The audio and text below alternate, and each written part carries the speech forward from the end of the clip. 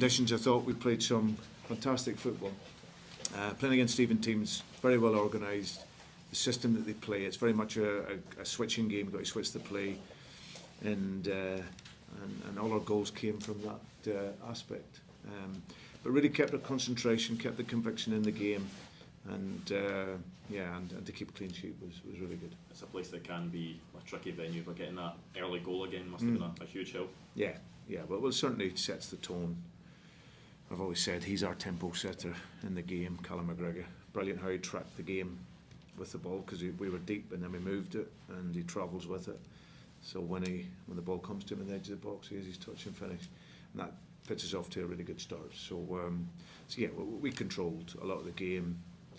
I think that what I said to the players beforehand was just about making sure that we position ourselves well when we're attacking, so that we can sustain the attack. Because the feeling was that St Mirren are going to defend for 95 minutes of the game and wait for those 2 or 3 moments in counter-attack and for set pieces. But set pieces we controlled well, and the counter-attacks we controlled very well. So very, very pleasing performance. These fast starts have been a feature of the season so far. Yeah, I think it's a push. It tells the mentality in the team. We're hungry to get on with the game, to set the tempo in the game, and the onus is on us because we want to win, and so for that you have to show that mentality. And I think the players have been absolutely superb in that aspect. The team looks in very good shape then ahead of the game next weekend. Mm-hmm. Also a big one. Yeah, no, Celtic Rangers are always big games, and we're really looking forward to it. I think since our first day back pre-season, the level, the tempo that we've got to, and I think you see the connection in the team when you watch the goals back. You see how the team are all together and the speed at which they can get through the field. So it'll be a great occasion next weekend, and we want to continue with a really good start. A few words on Francis Turley on today. There's a lot of excitement around him in Northern Ireland. To see someone that could be around the group this season, or could he potentially go out and loan? Well, I think it's a wee bit of both. No, I think he needs to stay, and I was really impressed with him over the course of pre-season. He still has a lot of maturation, and I think that what we don't need to do is put a lot of hype into a young 18-year-old player. Just take your time. He's a talent, and we've seen talents leave here because they're impatient. I don't see that. I've been with Francis now over the summer. He signed a new deal, had his family in. They trust the club, which is important in his development. So for me, it's given that hope to the young players that they have a place here. He still gets so much physical development to come, but technically he's very, very good in the game. So that just gives him that bit more oxygen and that feeling of being out there for Celtic. But he knows himself, and he's a lot of work to do. But that's why he's here. And but great for him and his family, and like you say, for Northern Ireland. It's like a sort of double focus for you just now then, with your transfer window and the Old Firm game coming up as well, isn't it? Yeah, it's a lot of work. So, but no, these are great weeks. Of course, it's building into the game of the weekend. That's the big focus for us. But of course, we want to strengthen the squad, and we will look to do that. So, a lot of work ahead in the coming week. Very pleased for you with how Wolf slotted into the team and how he dovetailed with Evo as well. Yeah, very well. I think that's the beauty of having him here before. He understands the structure in the team and how we play and how we work. Matt obviously been away down at Brighton, and it obviously meant then we bring him in and he understands how we play and work. So, but Celtic will always be about the team. We've got some wonderful individual players within that, but the strength of us is the team and the structure, and there's no burden left on any one player. So Paolo coming in, he comes in, just play your game, and I thought he did very, very well. Brendan, how much satisfaction do you take in how much he developed Matt O'Reilly from the player that you were with, and he was to mind to what you're saying? I think, Robert, I think it's everyone's contribution, and none's bigger than the player himself. I think when I came in last summer, he obviously never had the goals tally, and he never had that probably end product to his game. I think he felt probably the trust that I'd given him to play and play lots of minutes and develop his game, and obviously all the coaches do great work with him. But I think for Matt, it's been a real pleasure to work with him. I have to say, as a coach who's coached many players,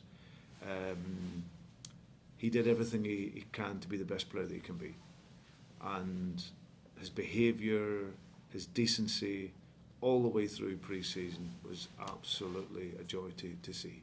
From a young player who's got the riches of the Premier League within sight, he never lost his focus for Celtic, and even right up to the very last day.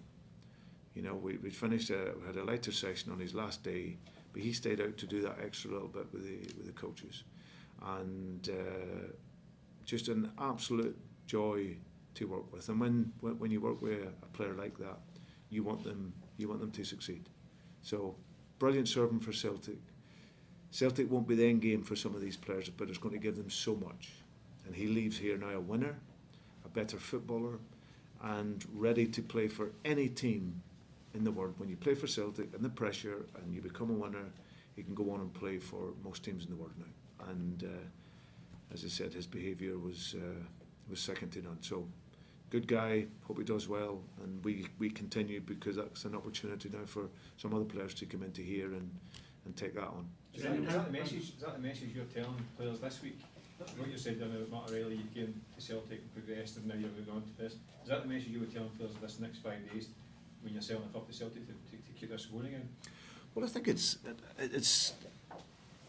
the model of the club, and I think it's, you know, for any player coming in, you only have to look at the history of it. You know, like I say, for some players, Celtic is the end game. You know, Callum, James, these guys, their love of being here, opportunities to move, but have stayed happy in Scotland, happy playing for Celtic, and happy winning trophies. For other players that maybe are outside of that, it's different, but that's okay. That's, you know, we have to accept that. You know, but there's an opportunity here to come, and like I say, you know, you come here, the experience that you can gain on and off the pitch will be unrivaled. The opportunity to play in a dominant team and deal with pressure, you know, because it might not be the Premier League up here, but in terms of pressure and resilience and mental fortitude, that's at the very highest level.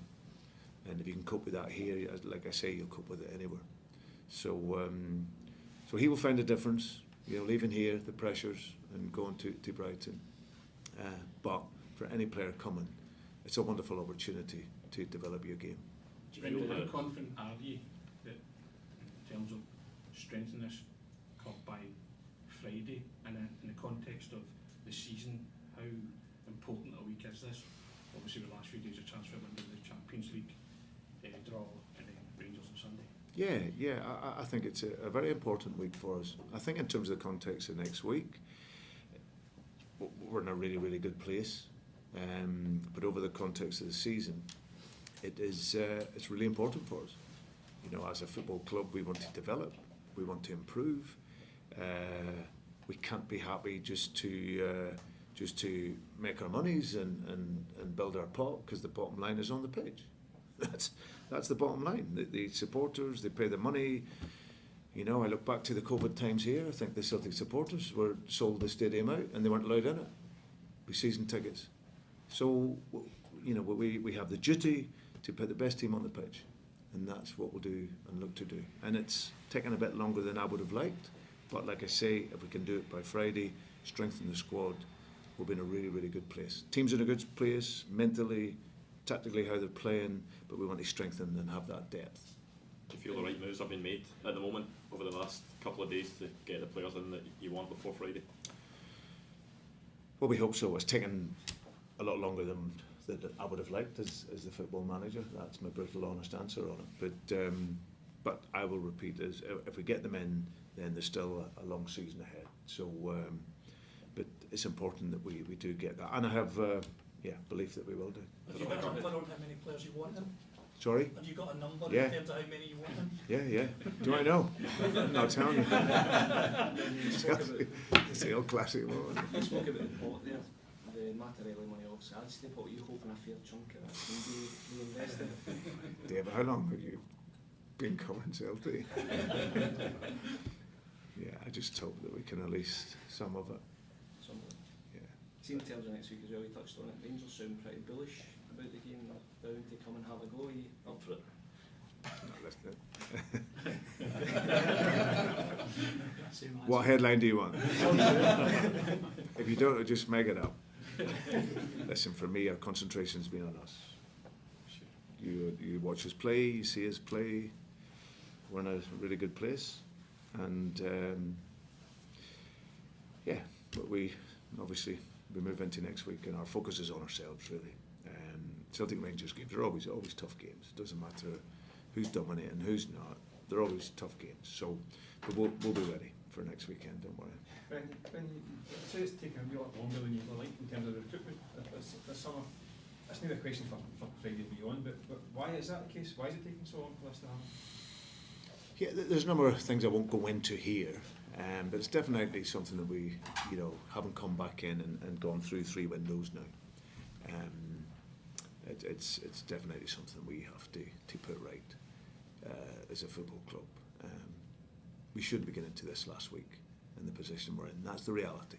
However, that's something for us for after this window, and as I said, we'll get the players in that we want.